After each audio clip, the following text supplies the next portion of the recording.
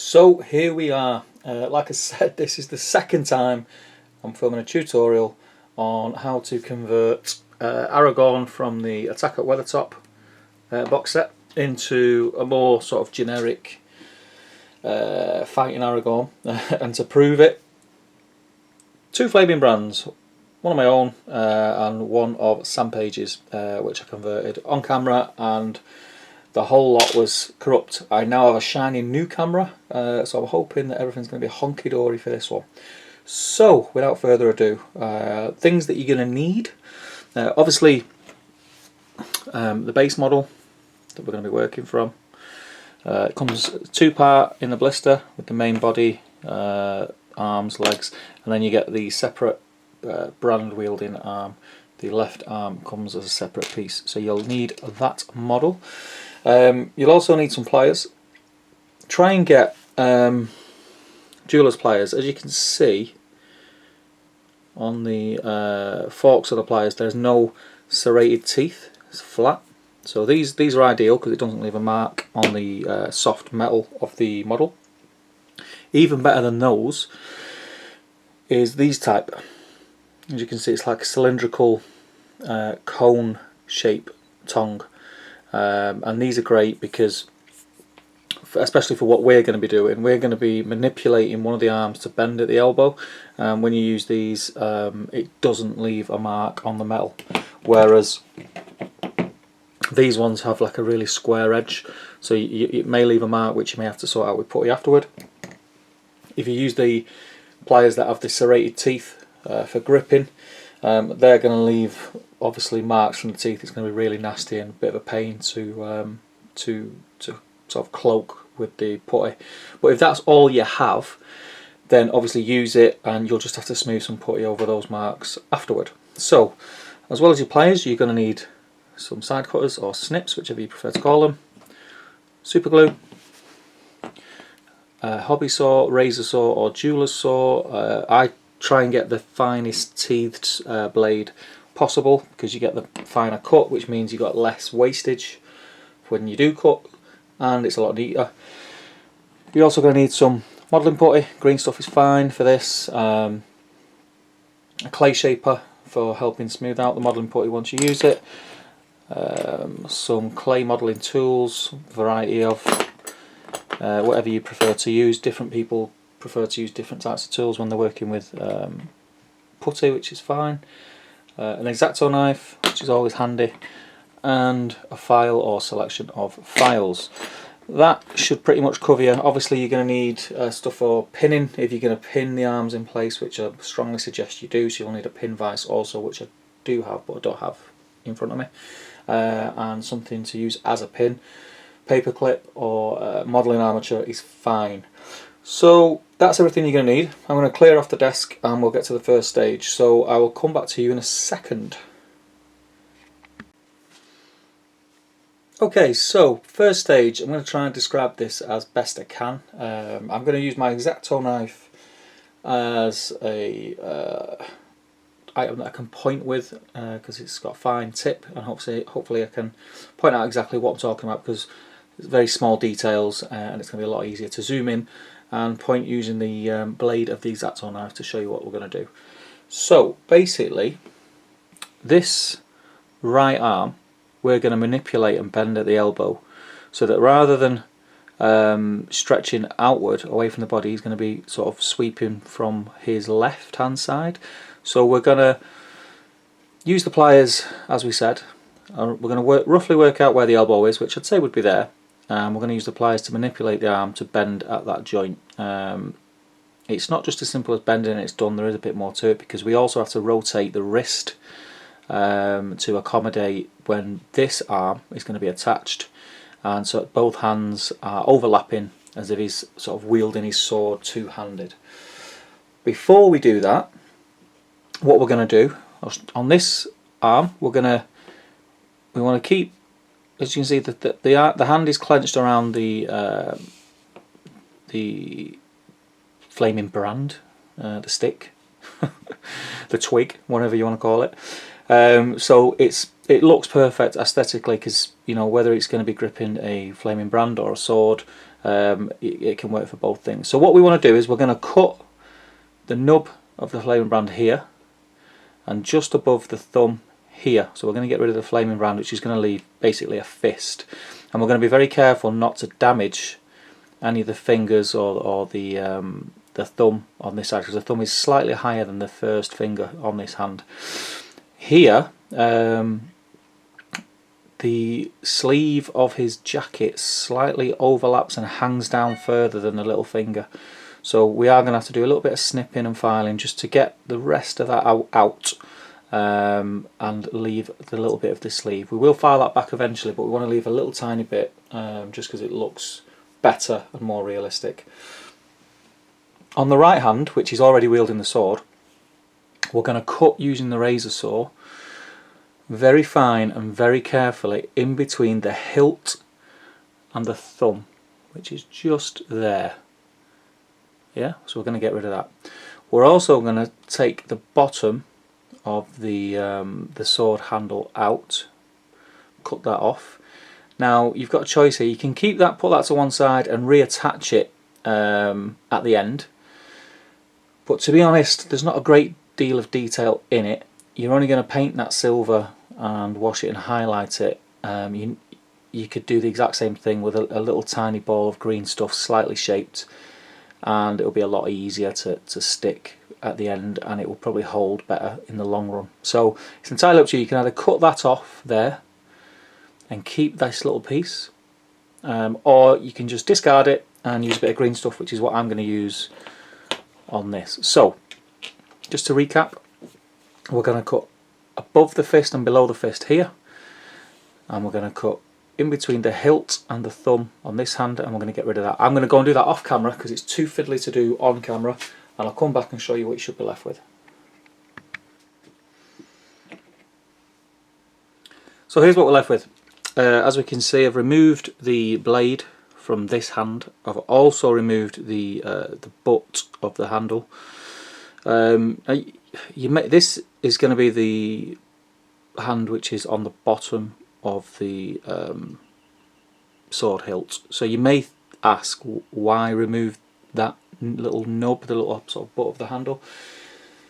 The reason I do it is because I'm going to drill through this fist, I'm going to drill through this fist, and I'm going to put a pin through the two so that they're perfectly in the right position to look like they're wielding the same handle rather than just super gluing them together.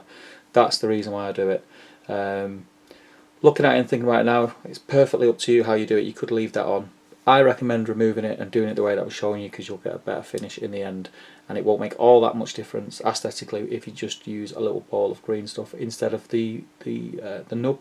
You can put it back if you want, but I'm just going to go with green stuff and it looks fine, as you can see from this one. Yeah, that's the look that we're going for. You see? So, like I say, this is what we're going to do. I've removed the flaming brand, I've removed the sword, nice and neat. I've still got the hilt of the sword intact. That's what you're aiming for. The next step is, like I said, we're going to pre-drill through the fist here, and do the same on this handle. We're going to use a pin vise and drill through the fist on this hand, and we're also going to use a pin vise and we're going to drill into the, let me try if I can do this way. There we go. We're going to drill about 1/2 millimetre into the sword. We're not going to go too deep, because if we go too deep we're going to protrude and end up coming out, because the blade of the sword is very thin. So we're just going to go about 1/2 millimetre, and the reason that we do that is that when we put the pin through the two fists, we can line up the sword and locate it onto 1/2 millimetre's worth of pin, which will leave protruding the top hand, and we'll just line perfectly, and it also will add strength in the end. So I'm going to go away now off camera, and I'm going to use the drill through them, show you exactly what I need, and then we'll come back.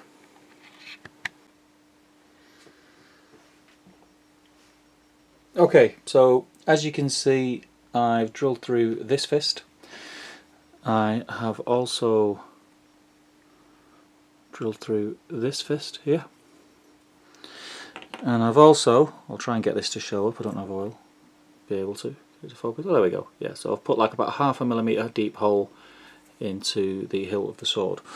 Now the reasoning behind this is simple. It's because we're going to put a rod through like so, so that everything lines up like this. So the next step, what we want to do is we're going to manipulate this arm, and we're going to use these pliers. Not going to do it on camera, but I'm going to show you how to do it. So basically, inside the elbow, you put one side like so, and then you grab it, and then all you're going to do is you're going to twist with the pliers to make the bend. Don't try and do it in one movement. Do a little bit, check it, a little bit more, check it again. Once you then get it to the position that you want, you're going to get your pliers again, either these or the flat ones, like so.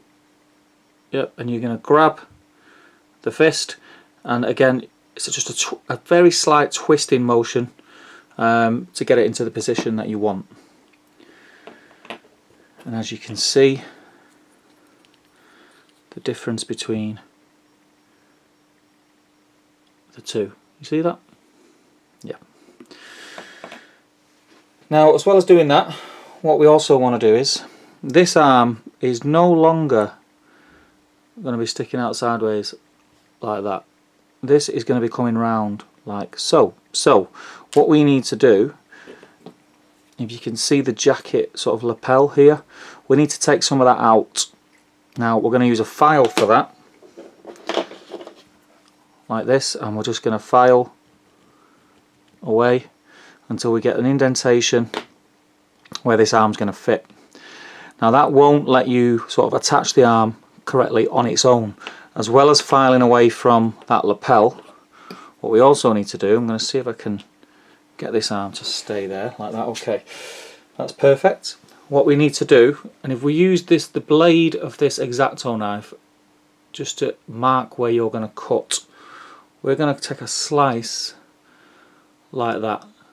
Can you see? That is where we're going to be cutting. Now you can do that using your jeweler's saw, or you can actually just use snips. One isn't better than the other. I'll probably use snips for that part, and we'll attach it or dry fit it to the main body once we've removed that lapel.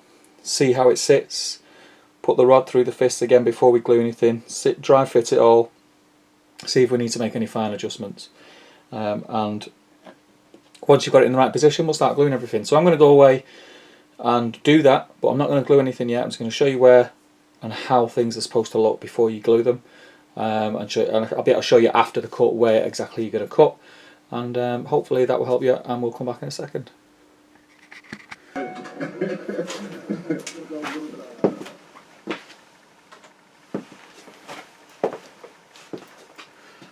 Okay, so we've positioned the right arm roughly where we want to position it. What we have to do with the left arm, I'm going to try, this is going to be very awkward, but I'll try and explain. So if I look top down on this arm like so, you see this area here, just from the armpit up to the elbow. What we need to do is cut about there. Yeah. So what we're doing is we're making the surface area that we're going to reattach to the body. It's going to change the arm position altogether, and we're making it flat. So yeah, so we're going to cut just kind of like that roughly. I'll go and do it and come back and show you what I mean. As well as doing that, let me show you here. There we go.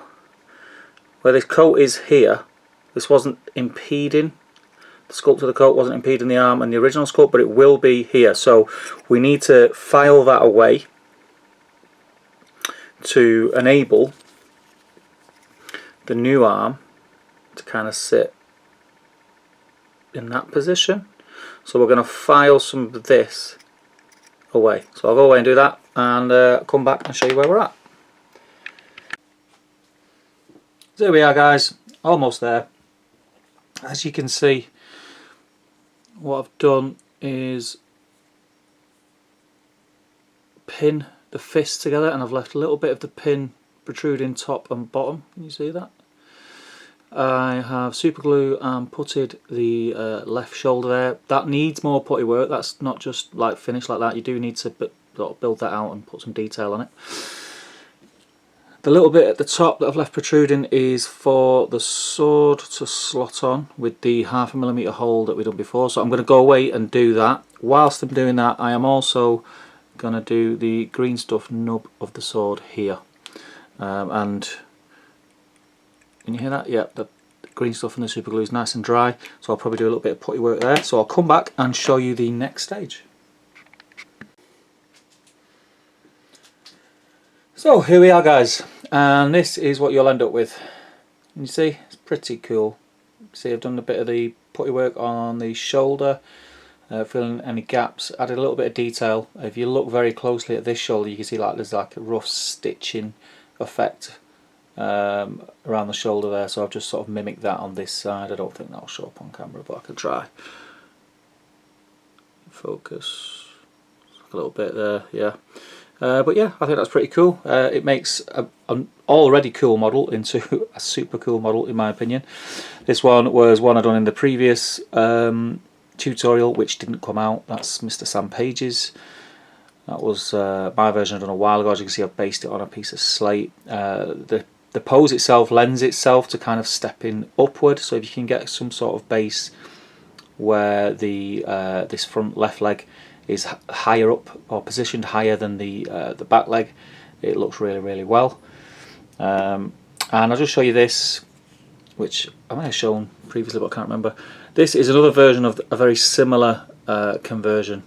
The difference with this one is I've repositioned the head and the arms are more straight, so it looks like he's kind of hacking downward. And again, that's just another thing you can do with this pose, and I think looks quite cool. So that's that conversion. I hope you've enjoyed the step by step. I will try and get a setup where I can do more stuff actually on camera, but a lot of it is boring, you know, sort of sawing and filing. It's just as easy to describe what I'm going to do and show you before and after, I think. But if you'd prefer to see things actually happening as I'm doing them, let me know and I'll see if I can get my setup geared up to film that. At the moment it's not possible. I'd have to get some sort of rig set up to film over my actual work desk, rather than this is just a separate area of my man cave. But yeah, if you're going to have a go at this conversion, please tag me in any posts on the Facebook group or any of the Facebook groups that you post them in. Let me have a look. Let me see if there's any kind of sort of, you know, if you're doing a similar conversion, it's not exactly the same, because it's great to share ideas. I didn't come up with this idea, I've seen somebody else done it and do it and basically just ripped it off. But it does look cool. I'm really, really happy with how they turn out. So let me know what you think of the video. Let me know if you'd like to see more videos like this, like small conversions. This conversion start to finish you could have done in 20 minutes, half an hour, quite easily. So yeah, so have a go. Don't be afraid to have a go. If you haven't got the tools to do it, the razor saw, the pin vices, you know, I do recommend that you pick them up and start having a go at things like this. It adds another dimension to your hobby. It's probably the side of the hobby which I prefer over gaming and everything, which, you know, hopefully you'll have a go and you'll feel the same way. So let me know what you think of the video. Make sure you comment. Let's get a bit of chat going, and yeah, let me see what you come up with. Thanks for watching, guys. Keep gaming, and I will see you in the next video.